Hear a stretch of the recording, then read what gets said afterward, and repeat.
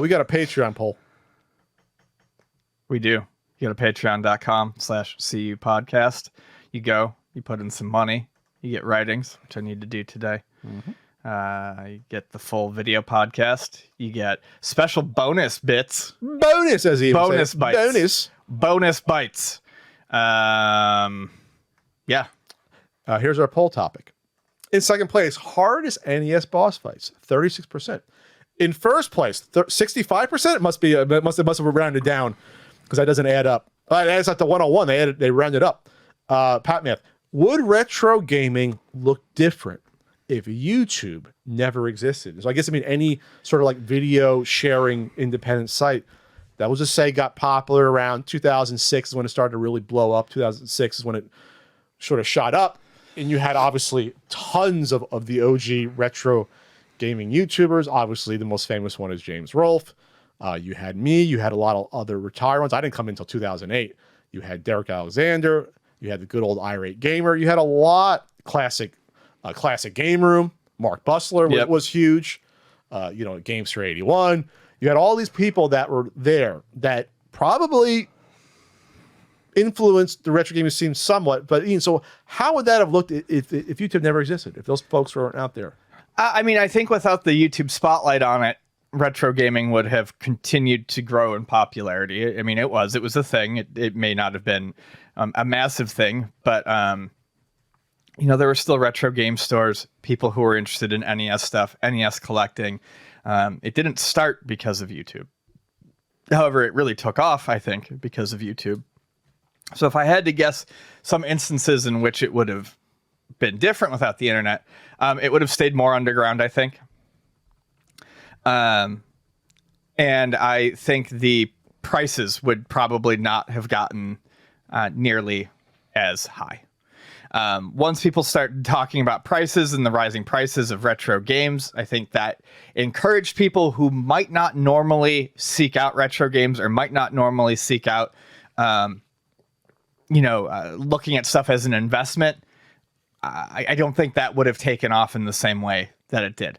Did you think that happened 15 years ago? People were talking about the prices as much as just the games themselves? They did. Overall, I'm just talking about overall. Yeah, okay. YouTube exists now. It didn't just exist then.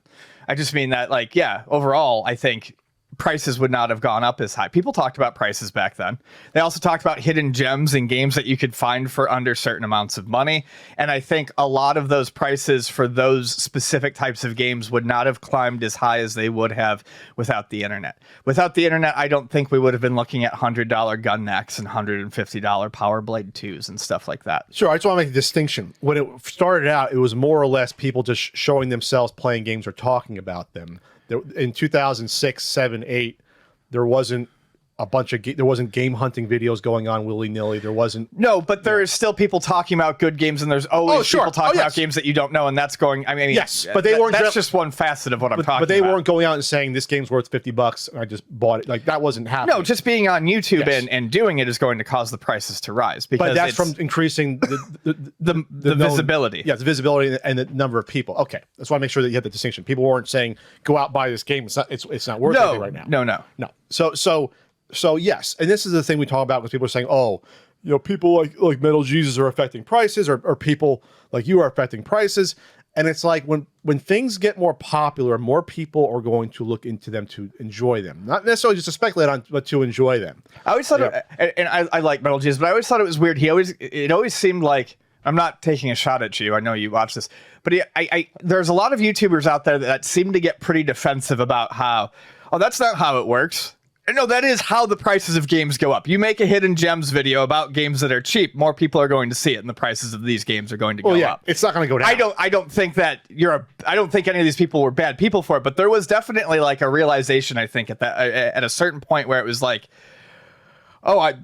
because of the popularity we're bringing to it, we're increasing the value of these games. We're increasing the price of getting into this hobby. And I think people didn't like that and didn't want to be associated with it. But what I'm getting at is there's no reason to be embarrassed by that. That's the nature of what happens when something gets popular and is brought to people's attention. And I always talked about, you don't complain about the opposite then. Like if you already own these games that are being talked about and all of a sudden the price goes up, are you complaining that more people now know about retro gaming, or is that you're okay with that? Right, the people You're who okay with always that? the people who always yelled at someone like say Metal Jesus Rocks and was like, "You're increasing the value of the games." They're fine with the games on their shelves going up in value. Yes, you don't hear about that. You're like, oh well, thanks for my NES collection is now worth 3 times what it was 10 years ago. You don't hear people talk about that.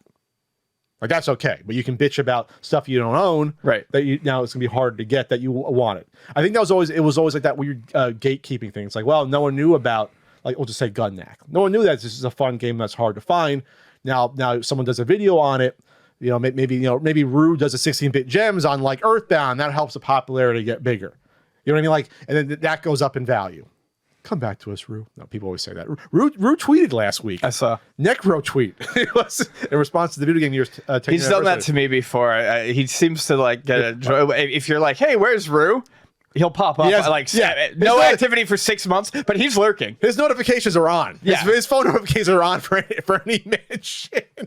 So this is what I think about. If YouTube did not exist and have people put out these videos, I think we would not be where we're at right now. I think we would be somewhere in the past trying to reach towards it. We'll just say some hypothetical, something like YouTube never even sprouted out. We were still in this weird environment where it's like, like talking to Ian at the game store about cool games, forums, groups like how Nintendo Age was. It would be a smaller, hardcore set of people that would be into it.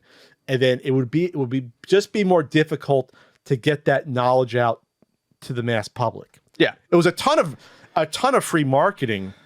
All the YouTubers doing these reviews, let's plays, tons of free marketing, not just to maybe these games that maybe that company's out of business, but to the existing companies. Like to how much could that have been a shot in the arm to the virtual console on the Wii? It probably didn't hurt. Sure. Oh, talk about TurboGrafx 16. I never heard of the console. What the hell? I can buy them on my Wii for like $3, $5. Right. Like you don't know what the effect of. There's no way to mark that, but obviously it could only help. There was people that discover whole consoles because of videos on YouTube. We talked about that before. We talked about like how are you going to know about potentially the CDI? How are you going to know about the TurboGrafx 16? Not only if you weren't around for it, but maybe it wasn't sold in your area. How the hell would you have known that? If you're in bumfuck USA, they didn't have the console out there. There's no way for you to have known that. You'd have to like go on some message board and discover it, or just randomly search. I don't know, weird game console, and then TurboGrafx 16 comes up. So, if it never existed, maybe TurboGrafx 16 games would still just be people like me that grew up with it. I'm the only person that cares about it. No one else has them. Right. Or maybe there's never eventually a TurboGrafx Mini because Konami doesn't. Master System would never have had its year and a half in the sun if it wasn't for the internet. No, absolutely. Master System and Turbo, you can put in the same sort of plane of like. That was one of the weirdest things I saw was people suddenly pretending they gave a shit about Master System games for a year and a half and completing that set. Well, you had to do something after the NES, right? I mean, it made sense, but I feel like that was also.